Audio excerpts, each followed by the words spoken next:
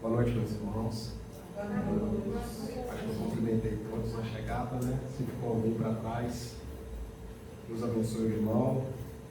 Saúde a cada um com a graça e a paz do nosso Senhor Jesus Cristo. Amém. Meus irmãos, nós estamos dando continuidade, então, ao estudo na carta de Paulo aos Efésios e meditaremos no capítulo 4, versículo 30 até capítulo 5, versículo 2. É um trecho relativamente curto.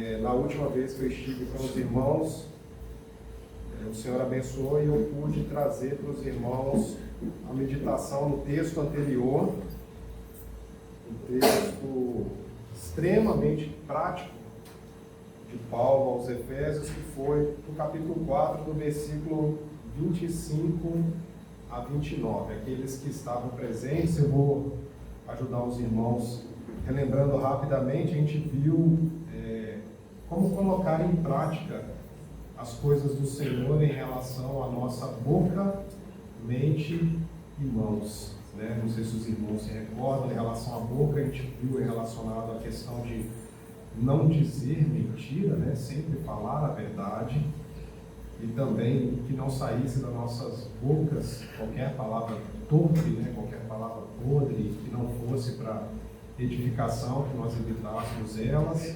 Em relação à mente, foi para que nos afastássemos da ira, né?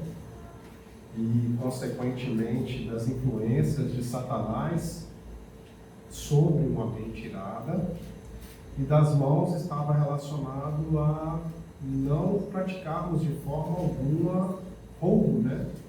Não roubarmos nunca, não usarmos as nossas mãos para roubar. E o interessante é que quando nós meditamos em relação a esses três pontos, Paulo, de forma misericordiosa e generosa, ele nos trouxe contrapontos, né? Então, o contraponto de não falar mentira é falar a verdade. Não é ficar calado e omitir a verdade, mas sim falar a verdade. Então, os contrapontos que nós vimos, eles, das questões práticas do texto anterior, eles estão relacionados sempre a uma ação, né? Eu não sei se os irmãos vão lembrar, em relação ao furto, que é subtrair algo de alguém. O oposto disso é ajudar alguém, é somar algo a alguém quando nós vemos alguém que está necessitado. Então, Paulo ele traz pontos e contrapontos em relação à prática da fé, à prática cristã, que está relacionado sempre a uma ação. Hoje nós vamos meditar em cima do tema, eu vou antecipar o tema para os irmãos, que é não entristeça o Espírito Santo. E vai ser, de certa forma, uma continuidade em relação àquilo que nós vimos, e ele traz isso também de forma bastante prática. E aí eu convido os irmãos, então, que façamos a leitura do texto, então, de Efésios 4, 30 até 5, 2. Leamos com atenção a palavra do nosso Deus, que diz assim: E não entristeçais o Espírito de Deus, no qual fostes selados para o dia da redenção. Longe de vós toda amargura, e cólera, e ira, e gritaria, e blasfêmias, e bem assim toda malícia. Antes sede uns para com os outros benignos, compassivos, perdoando-vos uns aos outros, como também Deus em Cristo vos perdoou. Sede, pois, imitadores de Deus como filhos amados, e andai em amor, como também Cristo nos amou, e se entregou a si mesmo por nós, como oferta e sacrifício a Deus em aroma suave. Até aqui, oremos mais uma vez, meus irmãos. Pai querido, louvamos e engrandecemos o Teu nome, ó Pai, pois Tu és o nosso Deus, o nosso Salvador. Tu és o nosso Pai e o Senhor nos amou primeiro, Pai. Que o Teu amor nos constranja, Senhor, a amarmos uns aos outros e a obedecermos a Tua palavra de forma que os nossos corações agradecidos estejam inclinados, ó Pai, a buscar agradá-lo ao Senhor. Pedimos então que o Teu Santo Espírito trabalhe em nós, nos conformando à imagem do Teu Filho amado Jesus Cristo, que por amor morreu por nós, ó Pai. Oramos assim, em nome dele, do Teu Filho amado Jesus Cristo. Amém. Meus irmãos, então nós vamos meditar em cima do tema Não Entristeça o Espírito Santo. E para compreendermos melhor o que é que Paulo está querendo nos ensinar aqui, eu trouxe como introdução à nossa meditação de hoje, que nós precisamos primeiro lembrar quem é o Espírito Santo. Nós vamos entristecer quem? Ainda hoje, lá na casa de Walter, por coincidência, o livro que estava na frente do RAC tratava do Espírito Santo, e Walter ainda comentou assim: é difícil a gente ler um livro que fale exatamente do Espírito Santo. A gente tem muita facilidade de falar da obra do Espírito Santo, porque o Espírito Santo, a palavra fala da obra dele o tempo inteiro, né? As coisas que ele fez, as coisas que ele faz, e nós vamos ver que o Espírito Santo ele tem, dentro da economia da Trindade, né, dentro das funções que cada um exerce dentro da Trindade, ele possui funções distintas. E é interessante porque a Bíblia trata dessas atribuições específicas e nós podemos tirar como conclusão, de forma muito assertiva, que o Espírito Santo ele não é um objeto, que ele não é uma força e que ele não é uma energia, mas sim uma pessoa específica dentro da gloriosa Trindade do nosso Senhor, né? Juntamente com Deus Pai, Deus Filho, o Espírito Santo também ele é uma pessoa. E como é que a gente pode afirmar isso com tranquilidade? Eu não vou esgotar com os irmãos o estudo a respeito do Espírito Santo, né? Na teologia eles chamam de pneumatologia, mas não quero esgotar isso com os irmãos, mas vou trazer algumas características. Não, realmente, só uma pessoa poderia fazer essas coisas. Primeira coisa que ele faz é que ele fala. O Espírito Santo fala. E nós vimos isso, eu trouxe algumas passagens, mas vou ler uma com os irmãos, que é no texto que Filipe, ele trata com o eunuco e o Espírito Santo. O texto diz assim, Atos 8, 29, diz assim: então disse o Espírito a Filipe, aproxima-te desse carro e acompanha-o. Então o Espírito Santo fala com Filipe, ele fala também com Pedro, quando Pedro meditava, e aí ele, acerca da visão que ele tinha tido, e aí lá em Atos 10, 19 e 20, o Espírito fala assim: estão aí 2 homens que te procuram, levanta-te, pois, desce e vai com eles, nada duvidando, porque eu os enviei. Então o Espírito Santo fala.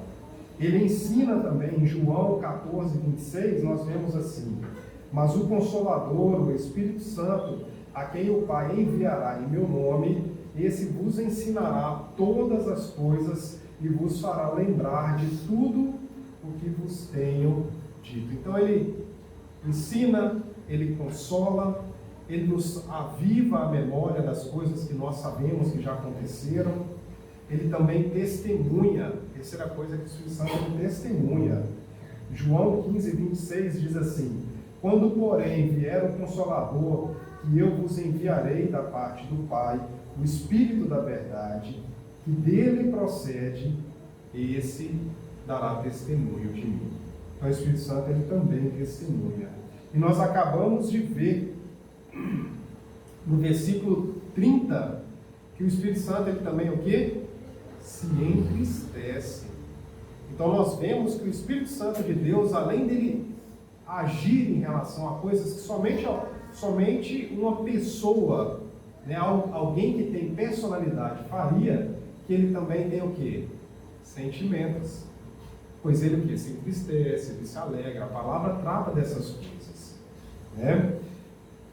Sproul diz, tem uma passagem de Sproul que diz assim: ele nos é, falando do Espírito Santo, ele nos é apresentado como uma pessoa a quem podemos agradar ou ofender, que pode amar e ser amado, e com quem podemos ter comunhão pessoal. Todas essas coisas são próprias apenas de uma pessoa. Então, quando nós pensamos numa pessoa, torna muito mais racional, muito mais verdadeiro que nós devemos fazer as coisas de forma a não entristecer essa pessoa. Se fosse uma energia ou se fosse uma força, como é que se entristece, né, uma energia, uma força? Não tem como, né? Outra coisa que eu pensei em trazer para os irmãos em relação ao Espírito Santo, que fosse frisado aqui, está relacionado a como o Senhor, nosso Senhor Jesus Cristo, fala a respeito do Espírito Santo. Então, nós, lá em João 3,8, quando o Senhor se encontra com Nicodemos e conversa com ele, o nosso Senhor diz assim: o vento sopra onde quer, ouves a sua voz, mas não sabes onde vem, nem para onde vai. Assim é todo o que é nascido do Espírito. Jesus está fazendo um trocadilho com as palavras, né? Porque em grego, quando se lê falando de espírito e falando de vento, está tratando da mesma palavra. Por isso é interessante, porque quando a gente pensa assim, estudo do Espírito Santo, né, é pneumatologia, e pneumo está relacionado a vento, né, a ar. Então, o nosso Senhor está fazendo um trocadilho aqui, né? O Espírito sopra aonde Ele quer, quando Ele quer. Ninguém sabe quando Ele vai soprar ou quando Ele vai se manifestar. E isso nos traz um pensamento, porque muitas igrejas têm tratado o Espírito como uma força ou como uma energia e que está sob a nossa vontade e que atua quando a gente quer. E a gente vê igrejas aí marcando cultos de milagres, cultos de libertação, cultos de cura, ou seja, coisas que o Espírito Santo faz e age como se ele determina, não, esse culto nesse determinado horário, o Espírito Santo vai agir como se o Espírito Santo de Deus fosse uma força, uma energia que se submete à nossa vontade para fazer aquilo que a gente quer na hora que a gente quer. Você vê que é o oposto da forma como o nosso Senhor Jesus Cristo fala a respeito do Espírito Santo. E aqui no versículo 30, ele diz que a gente não deve entristecer o Espírito de Deus no qual nós fomos selados. E ele está fazendo ele está remetendo, né, fazendo uma remissão em relação ao texto de Efésios, capítulo 1, versículo 13 e 14, que diz assim: em quem também vós, depois que ouvistes a palavra da verdade, o evangelho da vossa salvação, tende nele também crido, fostes selados com o Espírito da promessa, o qual é o penhor da nossa herança, até o resgate da sua propriedade, em louvor da sua glória. Esse trecho da carta de Efésios está tratando do plano de salvação do Senhor, e ele, por fim, ele fala a respeito do Espírito Santo, no qual nós fomos selados. Então, o Espírito Santo de Deus, ele nos sela como povo de Deus, como escolhido do Senhor, né? E ele é o penhor, é ele quem dá a garantia de que seremos salvos. Então, existe uma obra do Senhor, do Espírito Santo do Senhor, nos selando, e nós não devemos entristecer esse Espírito. Não entristeça o Espírito Santo de Deus, em primeiro lugar, não entristecendo o próximo. Não entristecendo o próximo.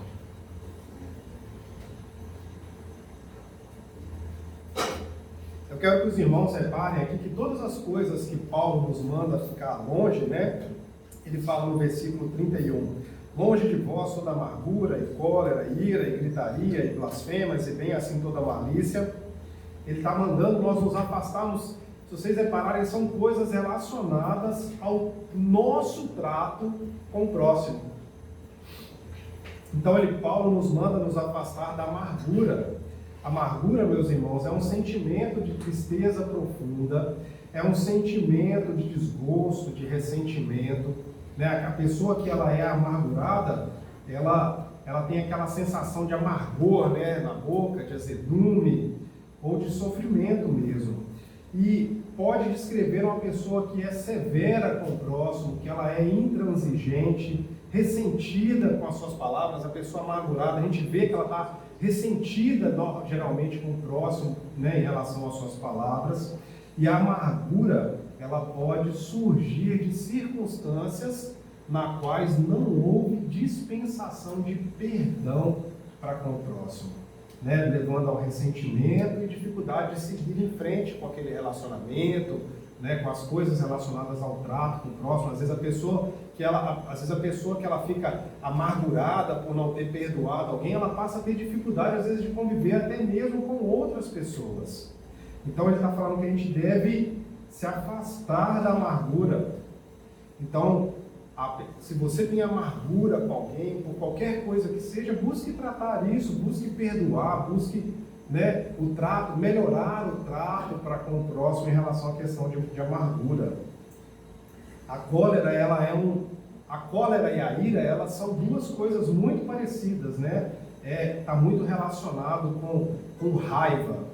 Mas ele usa cólera e ira porque as palavras que ele usa, e a cólera, ela está indicando um sentimento intenso de irritação, de indignação e de raiva, mas é aquele sentimento que você tem aquele furor. Eu acho que a palavra boa aqui seria assim, aquele furor que sobe, mas que logo passa e se abranda. E às vezes você toma atitudes impensadas em um momento de cólera, né? A ira, de forma, apesar de estar dentro da mesma classe semântica e tudo mais, mas ele está relacionado muito mais a algo prolongado. A pessoa que se ira por alguém, ela está relacionada a rancor, né? A guardar aquilo no coração, aquilo se prolonga, tanto que Paulo, quando nós estudamos no capítulo anterior, né, ele fala assim: irai-vos e não pequeis, não se ponha o sol sobre a vossa ira.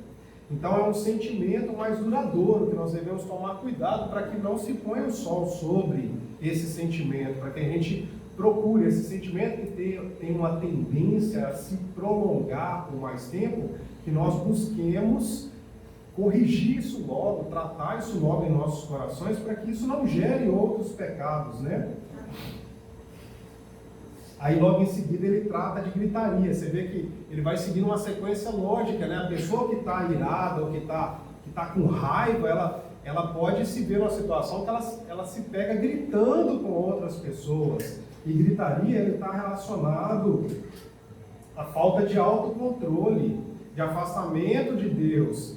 A gente que deve lutar para que tenhamos paz uns com os outros, né, que tenhamos autocontrole. A gritaria, ela é o oposto disso, ela é o oposto de mansidão.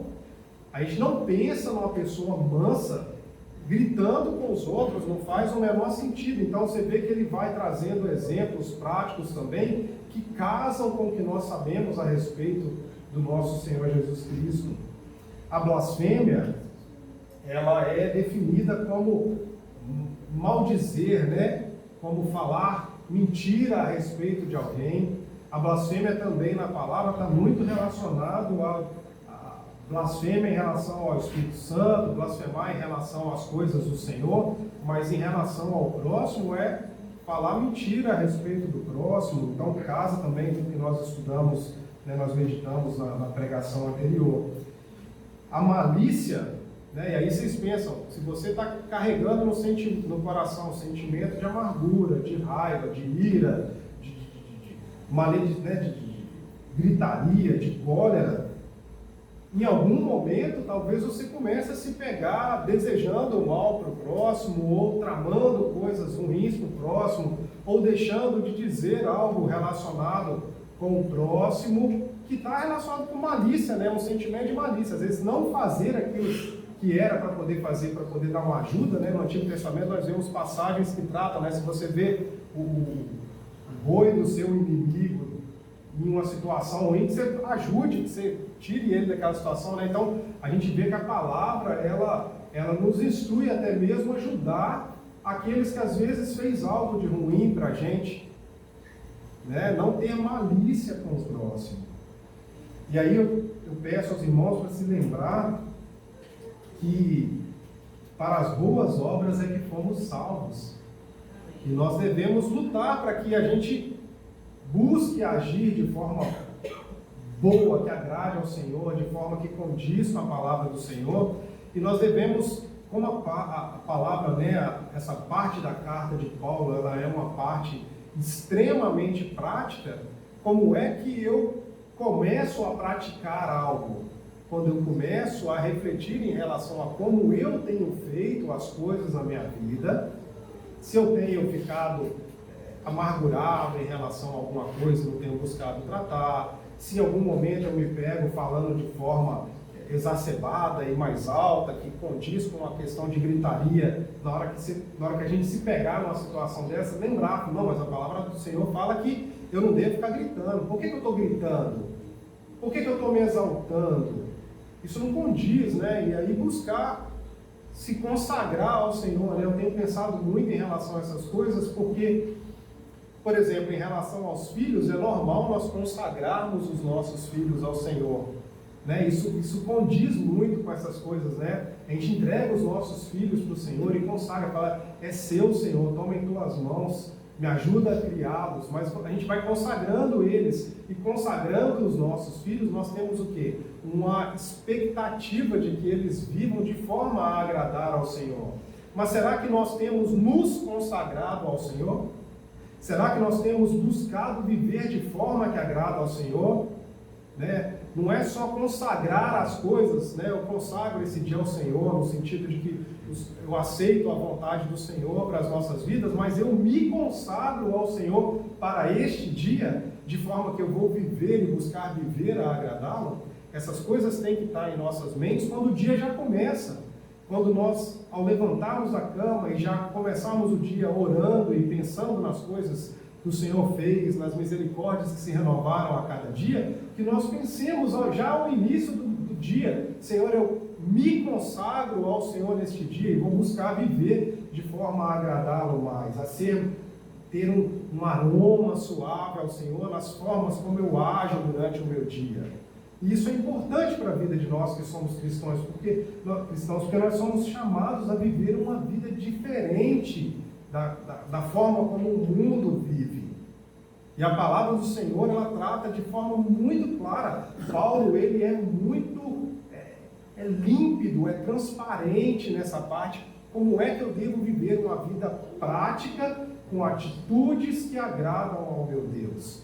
E nós devemos trazer isso de forma prática para as nossas vidas também, e buscarmos praticá-la nos nossos dias. Amém. E aí, continuando, né, ele fala assim, não entristeça o Espírito Santo, nós vimos não entristecendo o próximo, e agora nós vamos ver o quê? Sendo imitadores de Deus. Então, o oposto, o contraponto de entristecer o Espírito é alegrar o Espírito. E como é que nós alegramos ao Espírito? Nós alegramos ao Espírito agindo conforme a obra que ele tem em nossas vidas. E a obra do Espírito Santo é fazer com que nos santifiquemos cada dia mais, que cada dia mais nos tornemos parecidos com Jesus Cristo. Então, quando nós lutamos e buscamos nos tornar parecidos cada vez mais com Jesus Cristo, nós, em vez de entristecer o Espírito, nós o alegramos. E aí Paulo aqui, ao nos pedir que sejamos imitadores de Cristo, ele nos lembra primeiramente que somos amados por Deus. Vejam aqui comigo. Sede, pois, imitadores de Deus como filhos amados. Então, antes, e nós vimos, né, estudando Efésios, seus irmãos, depois, por curiosidade, por desejo mesmo, quiserem ler novamente a carta de Paulo aos Efésios até aqui, nós vamos ver que o Senhor, por amor, nos escolheu. Então, antes mesmo da fundação do mundo, nosso Senhor Jesus Cristo, por amor, escolheu morrer por nós. Então, nós fomos amados e devemos buscar responder esse amor de forma amorosa. E nós sabemos que amamos a Deus quando amamos ao próximo. Então, vejam como é que as coisas, apesar das coisas parecerem estar soltas, elas estão todas muito amarradinhas, todas muito entrelaçadas. Então, Deus nos ama primeiro, e por conta desse amor, nós devemos responder em amor, tentando imitá-lo. E ele diz assim: e andai em amor, como também Cristo nos amou, e se entregou a si mesmo por nós, como ofertas e sacrifício a Deus em aroma suave. E assim como Cristo se entregou a Deus como oferta e sacrifício em aroma suave ao Pai, devemos também consagrar as nossas vidas e nos entregarmos a Deus como sacrifício e aroma suave ao Pai. Por que é sacrifício? Porque não é fácil. Nós acabamos de ler que a nossa mente, que é escrava do Senhor, ela se inclina para uma vida santa, mas a nossa carne, ela, escrava do pecado, ela se inclina para o pecado. E como é que a gente faz? A gente, meditando e se consagrando ao Senhor, nós buscamos inclinar as nossas ações para Deus, buscando uma vida de santidade. O amor de Deus por nós é quem deve moldar as nossas ações e nos estimular o nosso amor por Ele. E aí Deus nos amou antes mesmo da fundação do mundo, e devemos, por conta disso, responder a esse chamado e viver nossas vidas como sacrifício agradável a Deus. Nossas vidas precisam ter cheiro suave, agradável ao nosso Senhor. E isso está totalmente ligado às nossas atitudes, à forma como nós praticamos aquilo que conhecemos a respeito de Deus. Nos moldar a Cristo faz parte da obra do Espírito Santo. Por isso, quando imitamos a Cristo, ao invés de entristecer ao Espírito, fazendo todos aqueles exemplos ruins que ele nos trouxe, que diz para nos afastar dessas coisas, nós alegramos ao Espírito. Amém, igreja? Amém. Algumas aplicações breves para os irmãos. Sonde seu coração se ainda há alguma amargura. Lembre-se se você tem agido com alguém de forma severa, intransigente ou ressentida em suas palavras. Tem alguém no ambiente de trabalho, na escola, na família, que vocês têm agido de forma ressentida, ou guardado algum rancor, ou não dispensado o perdão por completo? Às vezes a pessoa pede perdão e dá demonstração de verdadeiro arrependimento, mas lá no coraçãozinho a gente está cultivando ressentimento ainda, não dispensou ainda perdão de forma completa, né? Busque dispensar perdão. Lembre-se que o nosso Senhor Jesus Cristo, Ele nos perdoou primeiro, né? Veja também se vocês não têm, se nós não temos demonstrado sentimentos de ira ou cólera, às vezes por coisas fúteis, banais no dia a dia. Isso tem trazido nossa ira e nossa cólera. Às vezes é uma cólera repentina que logo vai embora e você afaga o coração como se não tivesse pecado. E isso tem se tornado às vezes rotina em nossas vidas. Pense em relação a isso, porque agindo dessa forma, essas coisas vão te levar às vezes a estar gritando de forma desnecessária com alguém, ou falando de forma desnecessária algo que não vai edificar, falando mal de alguém para o outro, quer seja por ressentimento, quer seja por qualquer coisa, né? E por fim, ações maliciosas, que seria o culminar disso tudo, te levar às vezes a agir de forma maldosa. E se a gente não cuidar da mente, a gente é fraco e vai cair nessas coisas mesmo. Então, se a gente começar a ver os primeiros sinais lá da amargura, de não dispensar perdão, de guardar algum ressentimento no coração, isso vai nos evitar a caminhar para os próximos passos que Paulo trouxe aqui, que a gente tem que se afastar. Então pense em relação a essas coisas para que tudo isso fique longe da gente, né? Longe de nós que somos cristãos e filhos amados do nosso Senhor. E a segunda aplicação, olhem quantos exemplos práticos Paulo nos trouxe aqui para sondarmos os nossos corações atrás de coisas que entristecem o Espírito Santo de Deus. E essas coisas, elas nos mostram que às vezes nós estamos longe da vontade do Senhor, às vezes nos afastando da luta de cada dia, de buscarmos nos santificarmos a Deus, né? E aí meditar em cima dessas coisas para que a gente possa seguir, né, sendo servos do nosso Senhor através da obra do Espírito Santo e cada dia mais nos parecemos mais com o seu Filho amado Jesus Cristo. Que Deus nos ajude a continuar servindo Ele cada vez mais e melhor. Amém? Vamos orar mais uma vez. Soberano Deus, a Tua palavra ela é maravilhosa para nós que servimos ao Senhor. Ela é alimento que desce dos céus para nossas vidas, alimento espiritual. Louvamos ao Senhor porque através da Tua palavra, Pai, o Senhor nos revela a Tua vontade.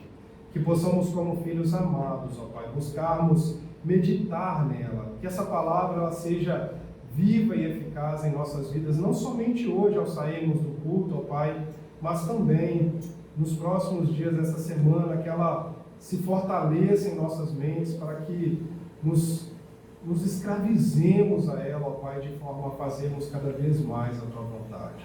Oramos assim, ó Pai, agradecidos pela sabedoria que o Senhor nos dá através da Tua amada palavra. Somos gratos a Ti por tudo e oramos a Ti no nome do Teu Filho amado, Jesus Cristo. Amém.